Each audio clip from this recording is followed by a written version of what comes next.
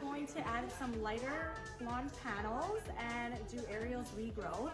But before we do that, what I did was I pre-washed her hair with the All Blondes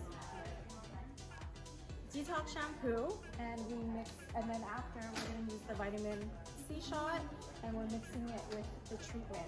So the reason I'm detoxing it is because I want to take as much of her product buildup on here, her hard water buildup, and just slightly open up her cuticle so that the lightener is able to kind of penetrate in there a little bit more.